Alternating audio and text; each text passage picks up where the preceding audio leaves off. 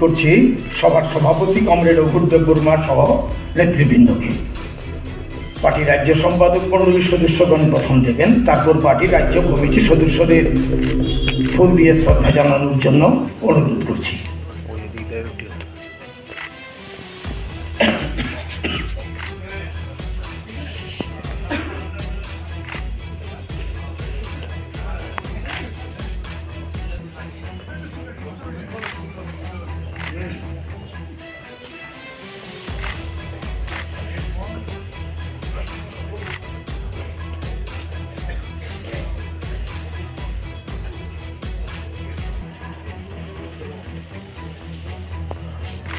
পার্টির রাজ্য কমিটির সদস্যগণ চলে আসুন।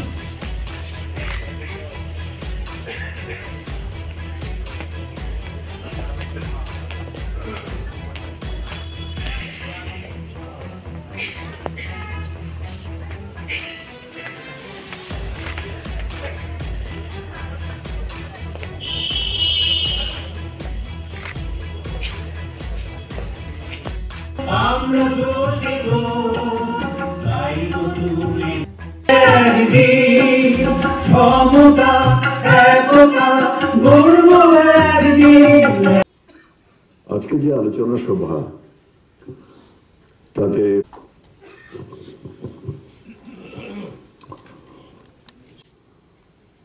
আমাদের সকলের প্রিয় নেতা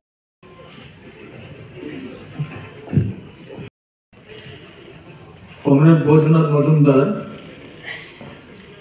তার জন্ম সদস্য কমরেড রমেশ দাস, এছাড়া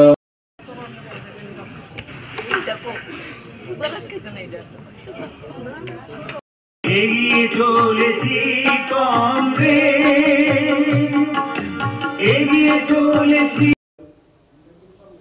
এবং জীবনের সমস্ত ক্ষেত্রেতে এই অংশ আজকে এদের কোনো নিরাপত্তা নেই, তাদের কোনো সম্মান নেই। তাদের যে নিরাপত্তা গড়ে তোলার জন্য যে সমস্ত প্রতিশ্রুতিগুলো ছিল বা সংবিধান যে সমস্ত কথা দিয়েছে, এগুলো আজকে তছনছ করে দিচ্ছে। যুবারা বলা হচ্ছে আমাদের দেশ যুবাদের দেশ। কেন? যে বয়সের বিন্যাসে 2/3 জনসংখ্যা আমাদের দেশের, তাদের বয়স 40-এর নিচে। পৃথিবীর বহু উন্নত দেশ, তথাকথিত যারা এই কি বলে অ্যাডভান্স কান্ট্রি, তারা ঈর্ষা করে যে এত কম বয়সী তরতাজা যুবক এরা পৃথিবীর যে কোনো দেশেরই সম্পদ। আজকে তথাকথিত পৃথিবীর উন্নত দেশ তারা চিন্তিত যে তাদের দেশের জনসংখ্যার বেশিরভাগ, তাদের বয়সের বিন্যাস অর্থাৎ মেজরিটির বয়স প্রায় 40+, 50+ হয়ে যাচ্ছে। আগামী দিন আরো কঠিন সময় আসছে, তারা দক্ষ বা এরকম যুবা সমসম্পদ সেখানে পাবে না। সেই দেশে আমাদের দেশের 2/3 যুবা হলো যাদের বয়স 40-এর নিচে। আগামী দিন এটা আরো কমবে। কিন্তু এই যুবাদের আজকে কি করছে আমাদের দেশের বর্তমান শাসক দল? তাদের জন্য কোনো ভালো শিক্ষা নেই, কাজের প্রতিশ্রুতি নেই, নিরাপত্তা নেই, আর তাদের ভেতরে ধান্দা ঢুকিয়ে দিয়ে ধর্ম, বর্ণ, জাতপাতের আজকে সেখানে তাদের ধ্বংসের দিকে ঠেলে দিচ্ছে। ঠিক তেমনি কৃষক এবং যুবাদের, এই গরিবদের ক্ষেত্রে একই অবস্থা। কাজে সেই জায়গায় দাঁড়িয়ে যদি যে শাসক দল তারা যে রাজনীতি, যে মতাদর্শ জনগণের কাছে নিয়ে যেতে চাইছে, আমরা তার পাল্টাটা জনগণের কাছে যে সেরকম ভাবে দিতে পারি, তাহলে এতে মোকাবেলা করা এটা কঠিন কাজ নয়। কিন্তু সে কাজটা করতে হবে কিভাবে? নিবিড়ভাবে সে মানুষের সাথে মিশতে হবে, তাদের কথা শুনতে হবে, এবং সেরকমভাবে সিদ্ধান্ত নিতে হবে এবং কার্যকরী করার জন্য ভূমিকা নিতে হবে। আমার সৌভাগ্য প্রথমত মন্ত্রিসভার সদস্য হিসাবে দীর্ঘ 10টা বছর কমরেড বদ্রীনাথ মজুমদারকে খুব কাছ থেকে দেখেছি যে কতটুকু ডিসিপ্লিন, সিদ্ধান্ত গ্রহণে কতটুকু যে একদম সত্যিকার মানুষের জন্য দায়বদ্ধতা, নিষ্ঠা, এবং তারপর পার্টির রাজ্য সম্পাদক হিসাবে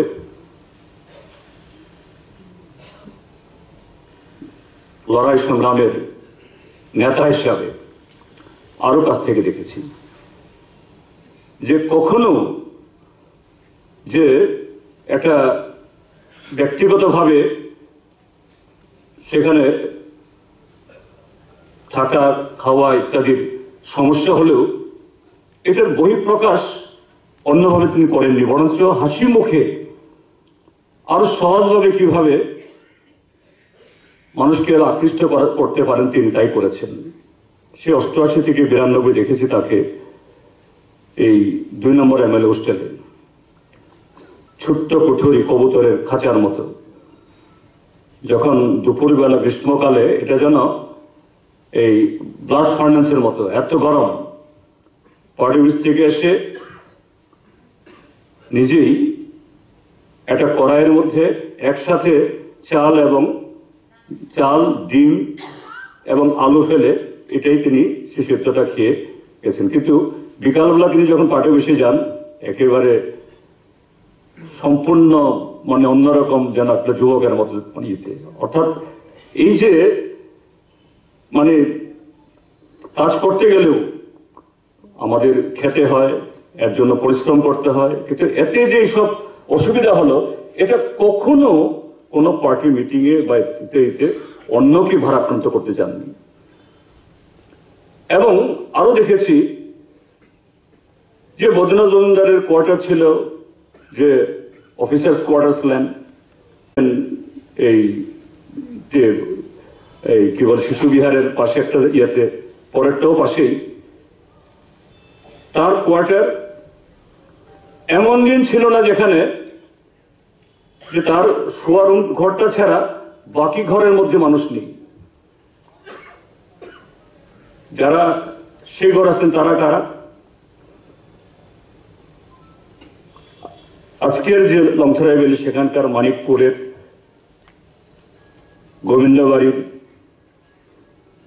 বা চিনিবাগানের অথবা কৈলাস শহরের যারা ধর্মীয় সংখ্যালঘু মানুষের একেবারে সাধারণ মানুষ,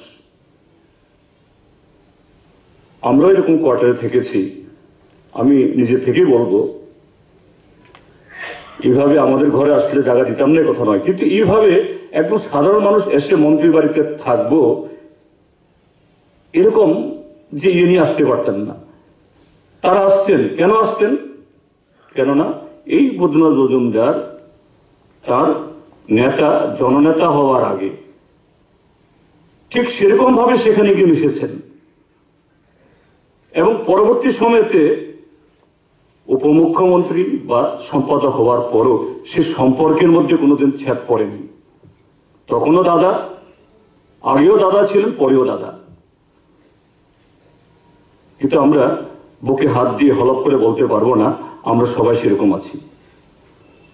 আজকের দিনে যে আজকে যদি যে সংকটটা আমি আবারও বলছি যে আমরা সরকারে নেই, এটা সংকটে নয়। আজকে দেশে একটা ফ্যাসিবাদী দল শাসন ক্ষমতায় আছে, এটাও বড় সংকট নয়। সংকট আমরা ঠিক সেরকম মানুষের কাছে নিজেকে মেলে ধরতে না পারি। আমরা যদি মেলে ধরতে পারি, আমাদের রাজ্যের মধ্যে বর্তমান যে শাসক দল তারা কতটুকু জনপ্রিয়তা হারিয়েছে, জনবিচ্ছিন্ন, এটা বোঝা যায়। এমন দিন যায় না 365 দিনের মধ্যে যেদিন কোথাও না কোথাও হয় পানীয় জল, হয় সেচের জল, হয় ডাক্তার নেই, হয়তো শিক্ষক নেই, বা রাস্তা খারাপ, বা বিদ্যুৎ নেই, সেখানে স্বতঃস্ফূর্তভাবে মানুষ রাস্তায় দাঁড়াচ্ছে না। কিন্তু পতাকা নিয়ে আমরা যখন ডাকি, ওনাদেরকে আমরা আনতে পারছি না। হ্যাঁ, এতে কিছু অন্য কারণ আছে, আমি এটাকে একদম বাদ দিচ্ছি না, তাহলে ভুল হবে, এটা আবার ভুল ব্যাখ্যা হবে। কিন্তু নিশ্চয়ই আমাদের সে জায়গাতে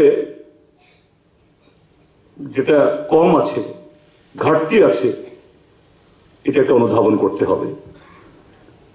কাজেই সেই শিক্ষা কমরেড বৈদ্যনাথ মজুমদারদের জীবন থেকে শিক্ষা নিয়ে আমাদের আগামী দিন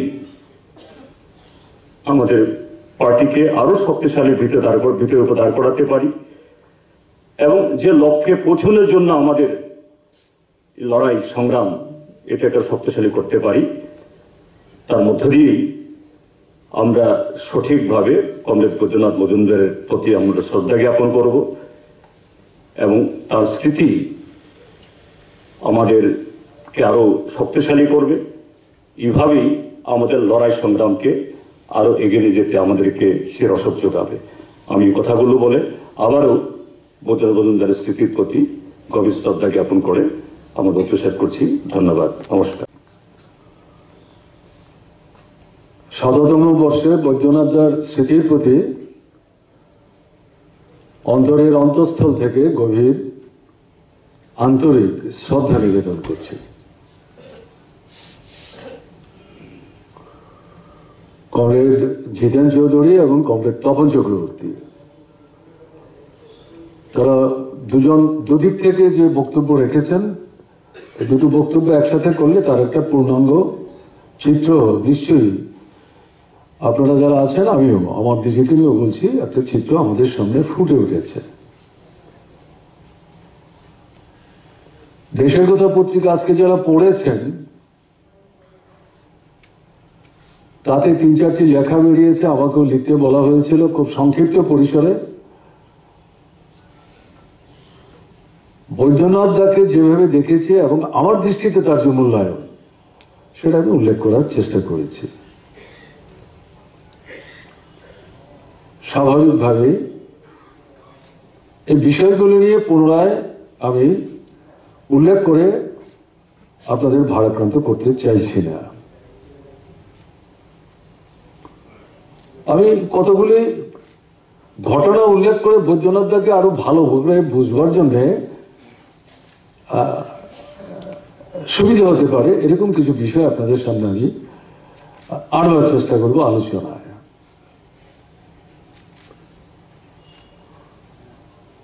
আমি আমার কথা বলছি, কমিউনিস্ট পার্টিতে তখনও অন্তর্ভুক্ত হয়নি। কমিউনিস্ট পার্টি কি, এমনকি সিপিআই সিপিআই এর মধ্যে যে ফারাক, এ সম্পর্কে কোনো স্পষ্ট ধারণা তখন ছিল না। ছাত্র আন্দোলনের কর্মী, আর যেখানেই মানুষ লড়াই করছে সরকারের বিরুদ্ধে, প্রধানত সেই সময়ে কংগ্রেস সরকার, শচীন্দ্রলাল সিংহ হচ্ছেন ত্রিপুরার মুখ্যমন্ত্রী, সেই লড়াইয়ে আমাদের সামর্থ্য নিয়ে মানুষের পাশে আমরা দাঁড়াবার চেষ্টা করতাম।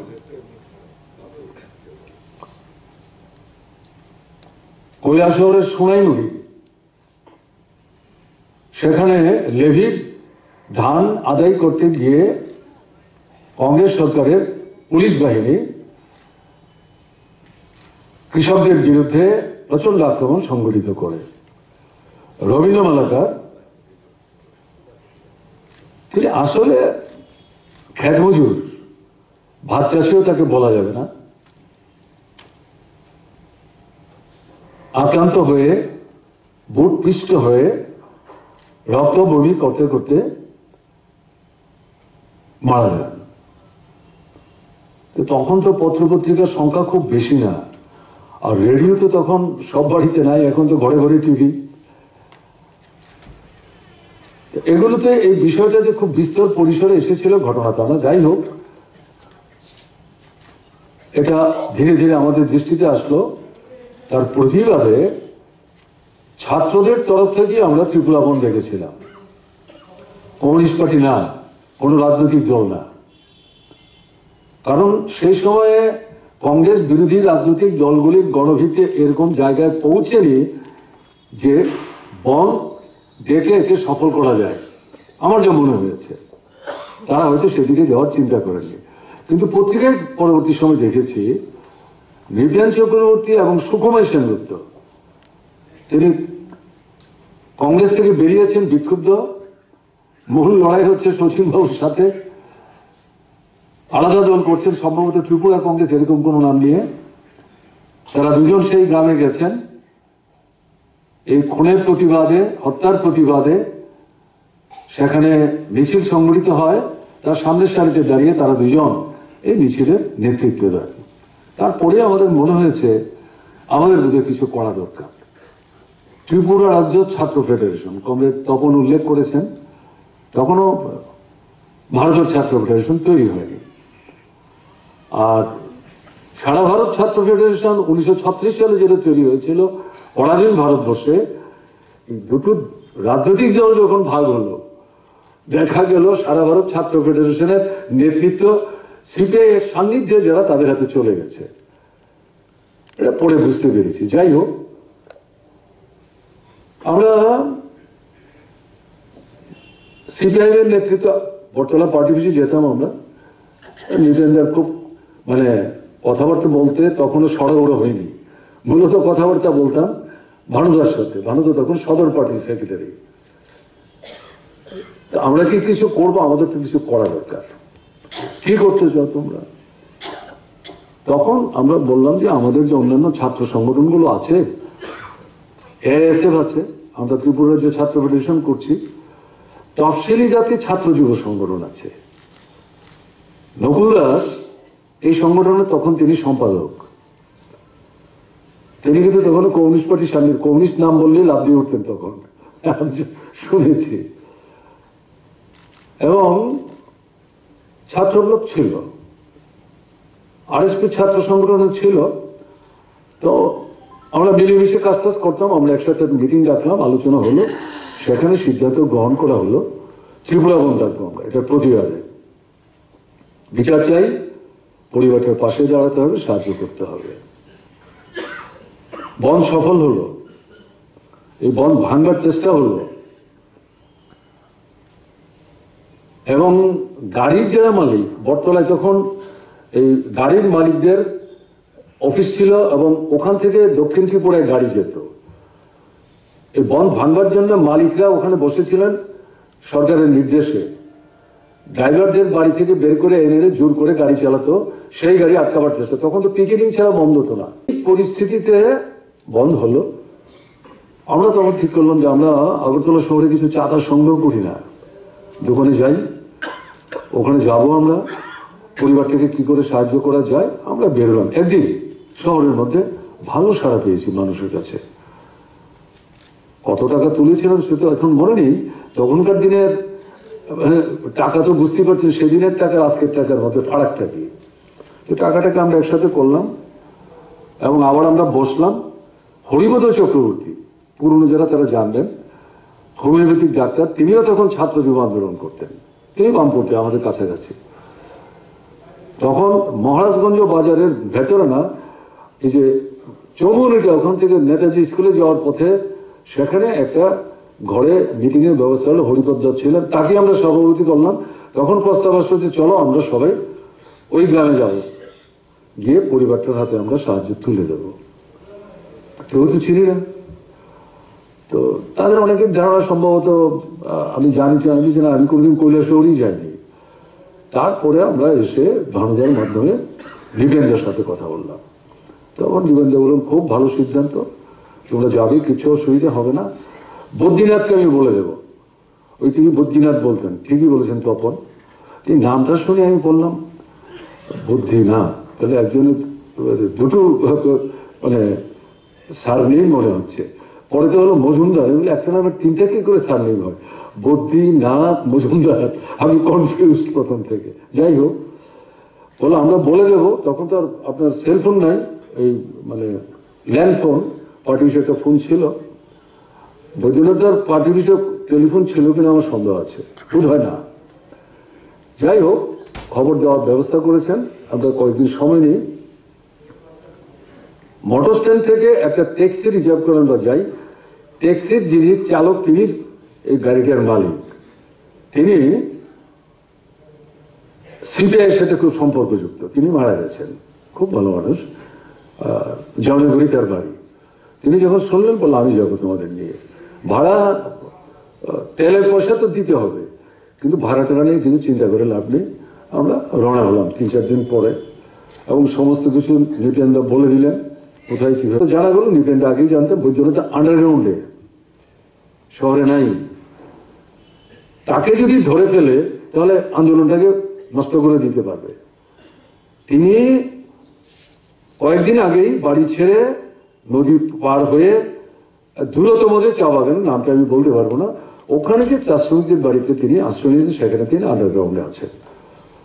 তো বৈদ্যনাথ আমাকে বললো, কালকে আমাদের হাঁটতে হবে, একটু সকালে বেরোবো, কয়েক কিলোমিটার হেঁটে আমরা যাবো, সেখানে বৈদ্যনাথের সঙ্গে আমাদের দেখা হবে।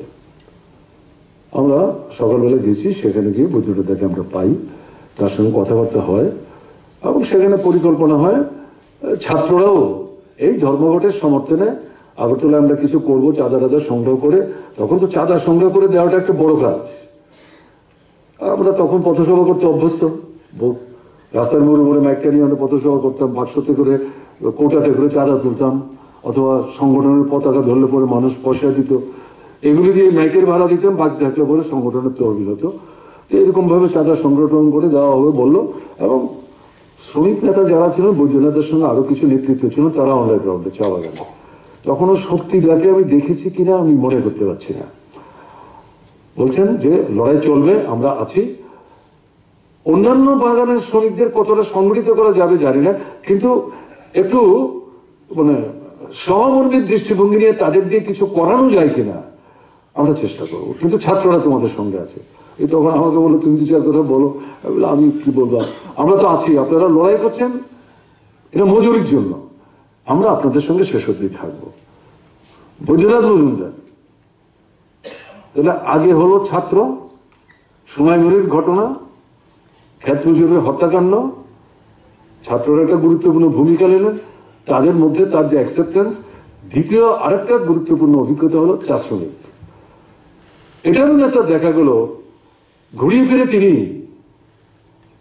আমি কথাটা বললাম, এমনি এমনি তো জননেতা হননি,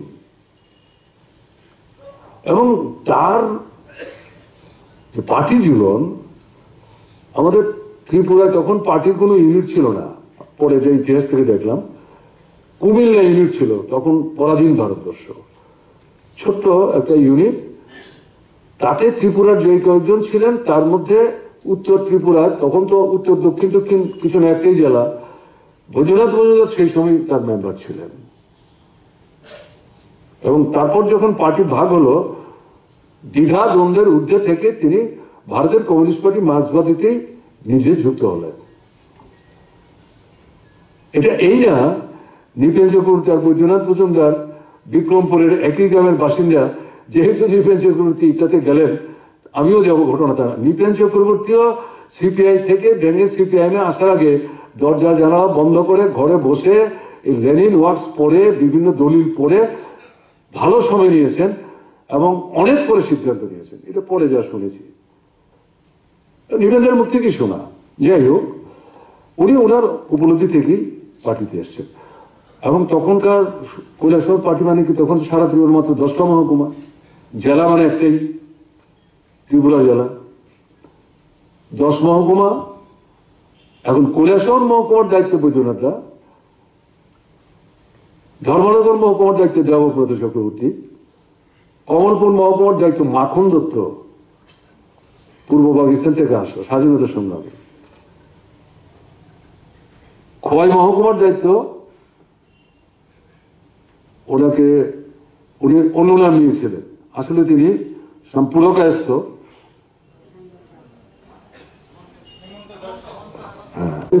আমরা তো ডাক্তারের সঙ্গে কথা বলতে এসেছি, এগুলো আপনার ভাবার দরকার নেই তো, তার পক্ষে অবশ্যই যাওয়া সম্ভব না। পার্টি সিদ্ধান্ত করলো একজন ডেপুটি চিফ মিনিস্টার করতে হবে, সেই জায়গায় বৈদ্যনাথ মজুমদার নাম আসতো। উনি বললেন আমি এমনিতে সাহায্য করবো, আবার ডেপুটি দরকারটা কি, এটা ঠিক হবে না। কিন্তু যাই হোক, অ্যাডমিনিস্ট্রেটিভ মানে কমান্ডিং একটা ভয়েস তার জন্য এটা দরকার ছিল, কিন্তু এটার জন্য তার এমন কোনো আকাঙ্ক্ষা প্রাপ্ত ইত্যাদি ছিল না। এই কথাগুলো বলতে হচ্ছে আজকে। মানে এই পরিস্থিতি যে শেষ পর্যন্ত মানে তারপর তো নিজের দিন বললেন যে আর না, অনেক হয়েছে।